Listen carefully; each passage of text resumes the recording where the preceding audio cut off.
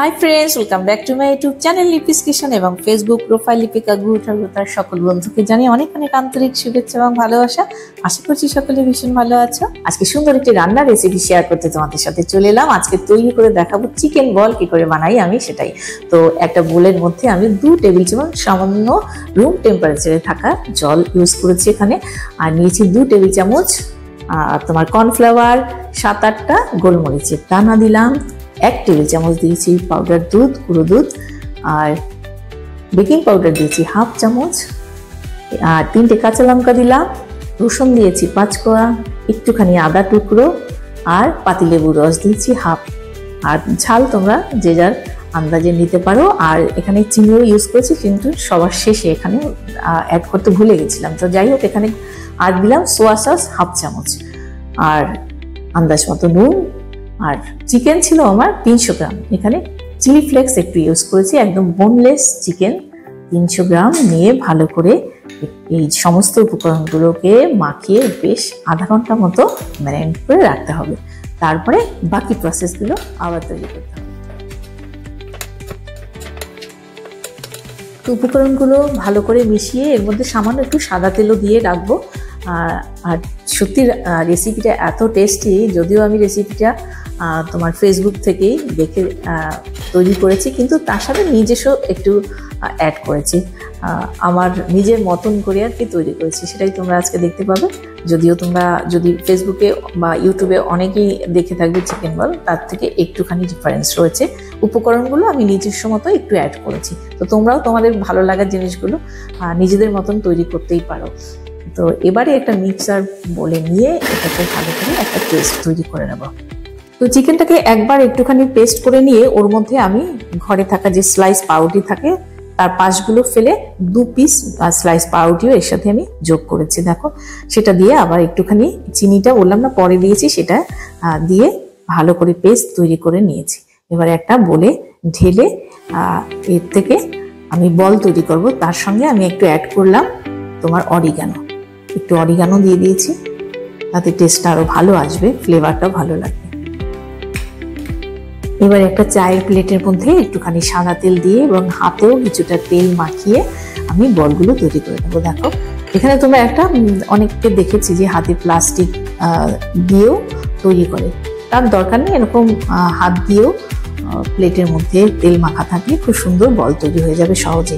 এছাড়া তোমরা হাত দিয়েও গোল গোল করে বল পাকিয়ে নিতে পারো সমস্যা হলে। তারপরে এদিকে আমি একটা জল বসিয়ে দিয়েছিলাম এই বলগুলোকে একটুখানি হালকা সিদ্ধ করতে। খুব বেশিক্ষণ ধরে এটাকে বয়েল করার কোনো দরকার নেই, হালকা একটুখানি টকবক করে ফুটে উঠলেই নামিয়ে নিলেই হয়ে যাবে। তারপরে আমি এটাকে কিছুটা বল, অনেকগুলো বল তৈরি করেছি, কিছুটা আমি স্টোর করে রেখেছি ফ্রিজে, ডিপ ফ্রিজে ঠান্ডা করে, আর কিছুটা আমি তৈরি করেছিলাম সেদিন মেয়ের বায়না মেটাতে। ও তো এরকম টুকটাক বায়না করতে থাকে, নতুন নতুন কিছু খাবার তৈরি করে দাও, একঘেয়ে খাবার একদমই পছন্দ হয় না। তো সেদিন এটা তৈরি করলাম, ভাবলাম তোমাদের সাথেও শেয়ার করে ফেলি। তো বলগুলোকে জল থেকে তুলে নিয়ে একটু ঠান্ডা করে দেখো কেটে তোমাদের দেখাচ্ছি, এত সুন্দর সফট হয়েছে, মানে দারুণ হয়েছে বলগুলো। সত্যি তোমরাও করে দেখো, আমাকে জানিও কে কে এই চিকেন বল তৈরি করেছে। দেখো খুব সফট হয়েছে ভেতরটা। তারপরে এটাকে আমি আবার একটুখানি ভেজে, হালকা করে ভেজে তার মধ্যে এই তোমার